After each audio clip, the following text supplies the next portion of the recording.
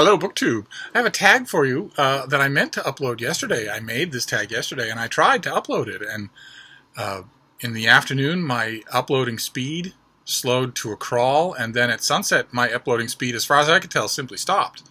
The rest of the internet seemed to work okay, a little sluggish, but okay. But uploading a video was at 27% through the entire course of reading one whole book, and then I checked, and it was still at 27%. Then I read an entire other book, and it was still at 27%. It just wasn't going to happen by the time it turned to midnight, and midnight is when I stop being a public person completely and read. And nothing treads on that but illness. So I stopped, and it didn't feel right. It felt a little strange to upload that same tag the next day, a day that it wasn't intended for. It felt a little, if you'll pardon the Irish bog trotter in me, unlucky. So I'm just going to do it again. It's a wonderful tag that was invented by Mark at Richardson Reads, and he tagged me. It's the BookTube Community Tag, which is, you know, he didn't specify this, but it's really aimed at those of us who make BookTube videos and have a community, are part of the BookTube community. And question number one is, how long have you been watching BookTube? And for me, it's been about 3 years, a little bit longer than that. I watched for over a year before I even contemplated doing it myself. Question number two is, how long have you been a BookTuber? I started, I think, in March of 2016. So, 2.5 years. That's amazing to me. I love it. I absolutely love it. Like I've mentioned many times in the past, it's a part of my life now. I can't imagine not doing it. Question number three is, how many countries are represented in your subscriber list, either that you subscribe to or who subscribe to you? And apparently I saw Sue Morrow do this tag, and she said that there's an analytic on Google that can tell you that. And I looked around for it, but I'm 100 million years old, so I couldn't find it. But I subscribe to BookTubers from all over, including plenty of BookTubers who don't speak English. I just get to hear the German or the Spanish or the French just wave over me, and it's wonderful. My commenters come from all over the world. I comments, especially when I complain Grandpa Simpson style about the weather. I get weather reports from all over the world if I do that. And Mark is right when he points out that is wonderful, that we have a worldwide community here. That is wonderful. Question number four is, how do you handle your comments section? It's a great question.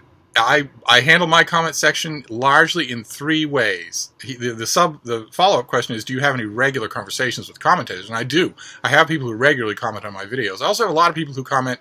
They pop in, they're gone for months, they pop back in, or one-time only comment leavers. And I have a few procedures that have evolved over time when it comes to my comments field.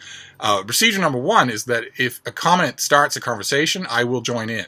I am in my comments field. I pay attention to it. I love it.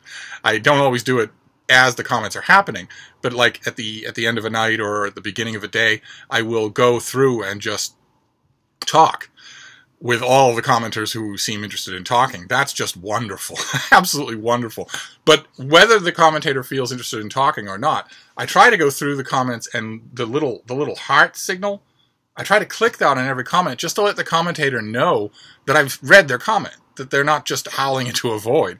And the only occasion when I don't do that is the third thing about my commenters. Every once in a blue moon, I will get a commenter who is just rude, who just thinks it's funny to be rude. Always anonymously, never under their own name. And I don't want to leave. I do want them to know that I've seen their comment, not for the same reasons, but I don't want to leave a heart. I don't want to say that I love this comment when it's meant to be rude. And if a person leaves a second comment like that, if they do it a second time, then I reprimand them. Sometimes I won't wait till a second time. I can't stand rudeness. I just can't stand it. And you know what I can't stand even more than rudeness in the 21st century? The way we have all become complicit in rudeness. No one speaks up about it. No one calls a rude person as they're being rude. They wait and they stew with their friends. I can't stand that, and I don't do it. So either the first time or the second, certainly the second time, I will say, if you don't have anything more than this to contribute, then, kindly unsubscribe. Kindly stop watching these videos. And if they do it a third time, they're a troll. The definition of a troll is someone who will not stop being rude because they think it's funny. I guess because they think it's funny. Or I've had a couple of trolls on my channel who thought, not that it was funny, but that they were some sort of public crusader, like a Betty Friedan of punks. And those I just block. I once thought I would never block anybody from any channel that I would ever have, but I see the virtue of it. If you're not only are you not contributing to a community, but if you're intending to throw rocks at it for no other reason than just a pre-adolescent joy of throwing rocks, then you can do that somewhere else. And if I have the ability to stop you, I will certainly do that. But that's, like I said, an incredible minority. The vast majority are just wonderful comments, wonderful conversations that we have back and forth. Recommendations, challenges, agreement, jokes. It's wonderful. Absolutely wonderful. Question number 5 is, do you interact with BookTubers on any other social media? And I do. But you know what, BookTube? I'd be happy to do more of that. I'm on a lot of other social media, and I'd be happy to see and interact with more people. I have a Bookstagram account on Instagram where I mainly post pictures of my dog and my books.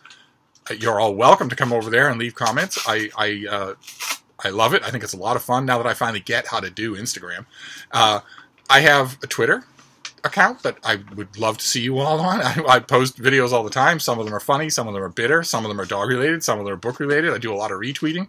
I try to use Twitter judiciously so that its famous toxicity does not wash over on me.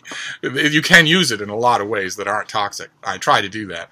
I'm also on Facebook. I agree with Mark in his version of this tag. He said that he parted ways with Facebook a long time ago because it became so incredibly venomous.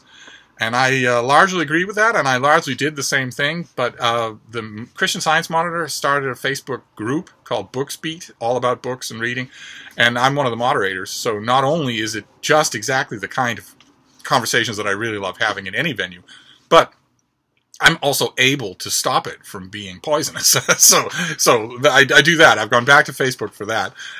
And of course I have, right here on YouTube. I'm all over YouTube. I leave comments all the time. Get in touch with people all the time. Question number 6 is, do you rely on some BookTubers for recommendations? And this is tricky because I don't want to sound like any more of a jerk than I already usually do. But out of the over 700 BookTubers that I subscribe to and watch on a regular basis, rely on for recommendations where it's a question of the person holding up a book and saying, I really recommend this, here are the reasons why, and me saying, okay, I will take that recommendation. I would say out of that over 700, probably 2, maybe 3 people.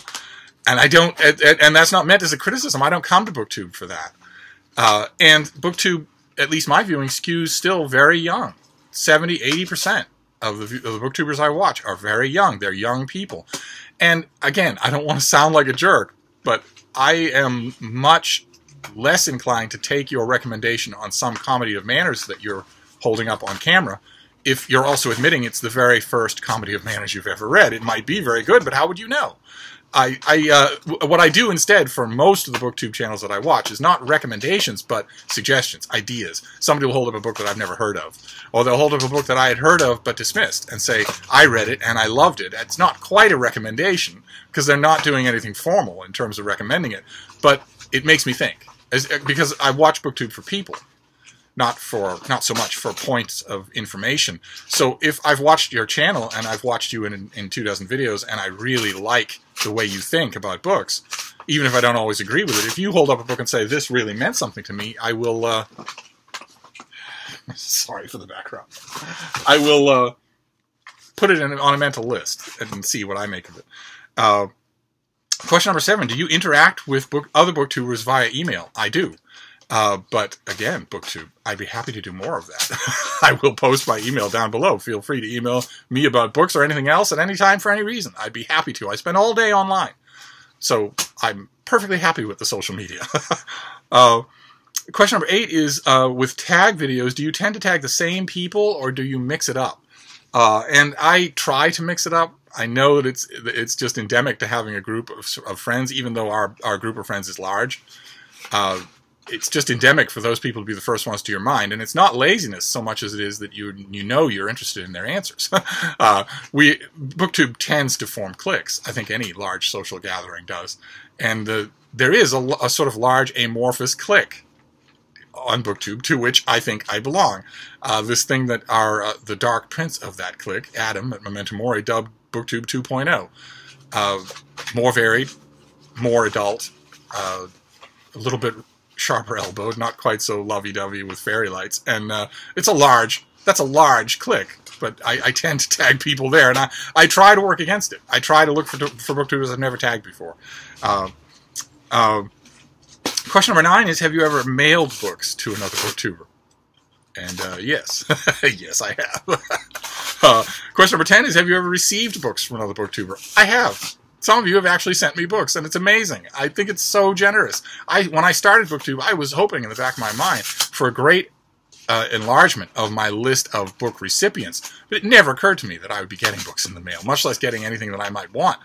I think it's just wonderful. And this whole business with Project Penguin, where you all know to carry your phones and take pictures of Penguin classics in your local bookstores and send them to me, that even when those pictures don't yield anything that I want, I still love getting them. It's so incredible. So much fun to see what's out there.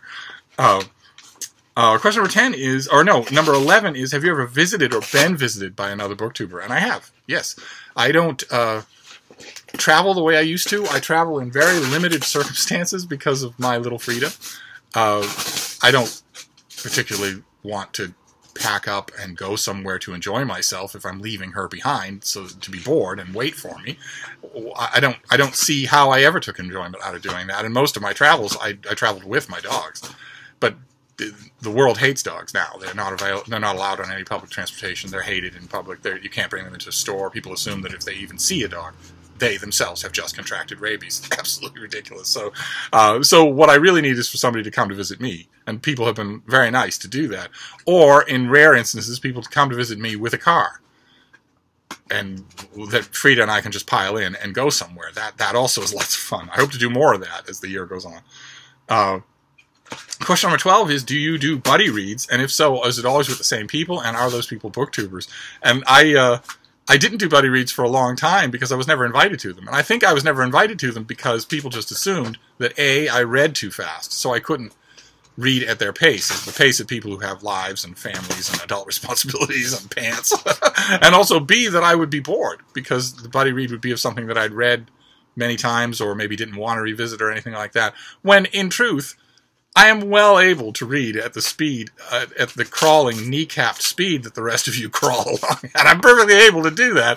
And I don't do buddy reads for the, new books or for being wowed and thrilled by original insights. I do it for the company. And lately, that has been proving out. And I have been gradually, grudgingly invited to some buddy reads. It's been a ton of fun. And question number 13 is to tag some of your friends. I'm going to make a list. I won't do anything in the video. I'll make a list down below and tag some people. I'm hoping that I can put my money where my mouth is and tag some people that I don't always tag. But what can I say? I want to see their responses. But anyway, that's it. That is the BookTube Community Tag. Wonderful tag. Wonderful questions. So thank you, Mark, for tagging me. And I'm sorry that I didn't do this yesterday. I'll hope that this uploads better today. And either way, I'll see you soon. Thank you, BookTube.